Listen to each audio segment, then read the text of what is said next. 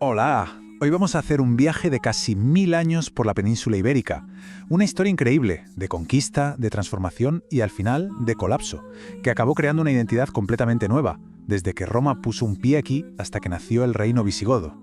Para que nos hagamos una idea del recorrido, esta es nuestra hoja de ruta. Empezaremos con la chispa que lo encendió todo, las guerras púnicas. Luego veremos la conquista y la romanización, cómo se vivía en la Hispania romana, la espectacular caída del imperio y terminaremos con los que heredaron todo, los visigodos.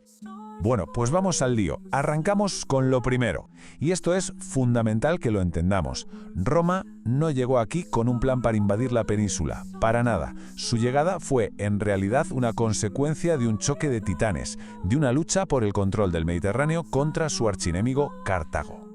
Entonces, claro, la pregunta cae por su propio peso. ¿Qué se le había perdido a Roma en Hispania?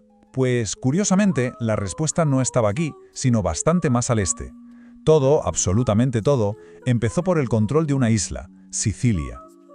A ver, situémonos. Después de la Primera Guerra Púnica, Cartago está cao. Ha perdido Sicilia y necesita pasta y recursos para recuperarse. Su líder, el gran Amílcar Barca, mira el mapa y dice: Hispania, un sitio perfecto para volver a ser fuertes. Y claro, Roma, que de tonta no tenía un pelo, ve cómo los cartagineses se están expandiendo por la península y piensa: ¡uf! Esto es una amenaza. El ambiente estaba cargadísimo y al final la cosa explotó.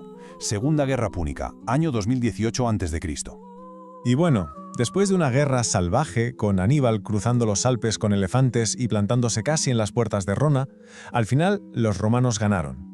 ¿Y qué pasó cuando tomaron el control de las zonas cartaginesas de la península? Pues que abrieron los ojos y se dieron cuenta de algo. Este sitio era una mina de oro. Literalmente. Así que lo que había empezado como una jugada estratégica contra un enemigo, se convirtió en un proyecto de conquista en toda regla.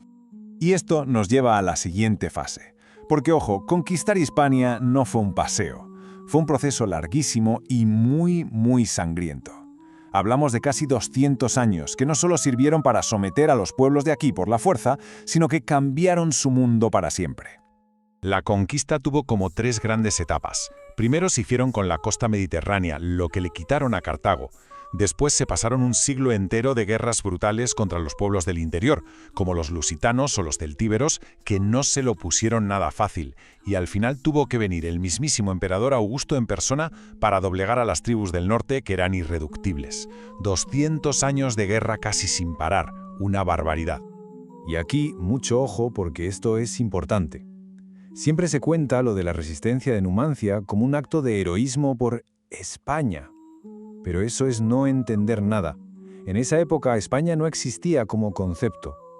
La realidad era mucho más cruda y pragmática. Si te rendías a los romanos después de haber resistido hasta el final, tu destino era la esclavitud en las minas. Y en las minas, la esperanza de vida era de 3 o 4 meses. Así que el suicidio colectivo fue una elección terrible, sí, pero era una elección entre una muerte rápida o una muerte lenta y horrible. Y mientras los legionarios avanzaban, otro proceso, mucho más silencioso pero igual de potente, estaba en marcha: la romanización. Y no era un plan del gobierno romano en plan «vamos a hacer que todos sean como nosotros». Era algo mucho más orgánico.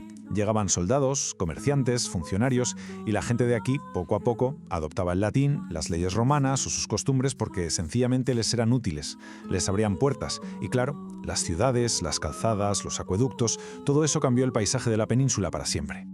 Vale, una vez que la península estuvo pacificada, Hispania se convirtió en una de las joyas de la corona del imperio. Pero, ¿cómo se vivía aquí realmente? O sea, ¿qué producía esta tierra para que fuera tan valiosa para Roma? Pues la economía hispana se apoyaba básicamente en 3 patas. Por un lado, la minería, que fue el gran imán inicial: oro, plata, de todo. Luego la agricultura, la famosa tríada mediterránea: el cereal, el vino y, por encima de todo lo demás, el aceite de oliva. Y finalmente un comercio brutal que era posible gracias a una red de calzadas alucinante que lo conectaba todo con Roma y el resto del imperio. Y para que nos hagamos una idea de la escala de la que estamos hablando, hay un ejemplo que es una pasada. Si alguien va a Roma, puede visitar el Monte Testaccio. Es una colina artificial, una montaña entera hecha durante siglos con los cacharros rotos de las ánforas de aceite que llegaban en barco desde todo el imperio. Pues bien, la inmensa mayoría de esas ánforas venían de Hispania. Es literalmente una montaña de basura que demuestra la increíble cantidad de riqueza que salía de la península directa al corazón del imperio. Pero claro, como se suele decir, no hay imperio que 100 años dure. A partir del siglo III, la maquinaria perfecta de Roma empezó a hacer ruidos raros, a fallar. Fue un proceso súper complejo, una especie de tormenta perfecta con crisis internas y presiones desde fuera, que acabó por tirar abajo el Imperio Romano de Occidente. Y aquí viene la pregunta del millón, ¿no?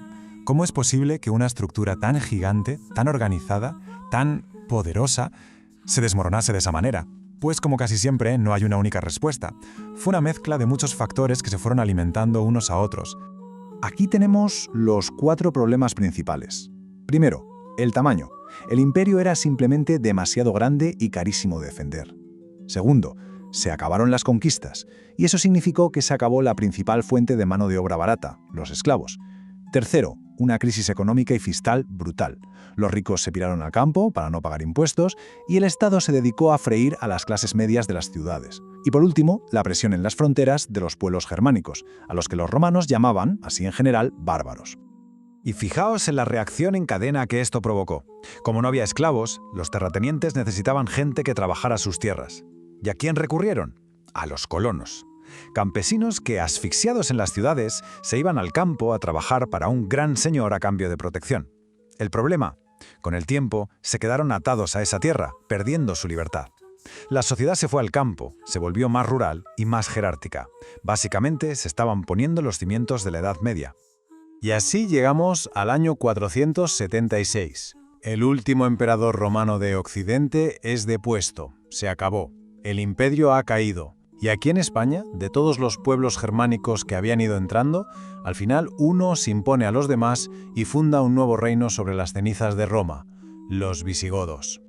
Los reyes visigodos, o al menos los más listos, como Leovigildo y los que vinieron después, se dieron cuenta de que para gobernar un territorio tan complejo necesitaban unificarlo, y se pusieron a ello en 4 frentes. Primero, unidad militar. Echaron a los demás pueblos. Segundo, unidad social. Permitieron los matrimonios mixtos entre visigodos e hispanos-romanos. Tercero, unidad jurídica. Crearon un único código de leyes para todos. Y cuarto, y esto fue clave, la unidad religiosa. El rey Recaredo se convirtió al catolicismo, que era la religión de la inmensa mayoría de la población. Pero, y es un pero muy grande, el reino visigodo tenía un fallo de diseño garrafal, su talón de Aquiles. Y es que la monarquía no era hereditaria, era electiva. ¿Qué significa esto? Que cada vez que se moría un rey, los clanes de nobles empezaban a conspirar y a pegarse entre ellos para poner a su candidato en el trono, una fuente de inestabilidad y guerras civiles constante. Y como era de esperar, esa debilidad fue justo lo que les llevó al desastre. Cuando murió el rey Witiza, estalló la enésima guerra civil. Por un lado, el heredero que él quería, su hijo Aquila. Por otro, un noble rival, don Rodrigo, elegido por otra facción. El bando de Aquila, en un acto de desesperación, tomó una decisión que iba a cambiar la historia de la península para siempre. Pidieron ayuda militar al otro lado del estrecho. Esa petición de ayuda tuvo respuesta en el año 711. Un ejército musulmán cruzó el estrecho de Gibraltar, en teoría, solo para ayudar a una de las facciones visigodas en su guerra civil. Y con esto llegamos al final de nuestro recorrido. La historia de los visigodos termina con esta pregunta que casi se contesta sola, ¿verdad?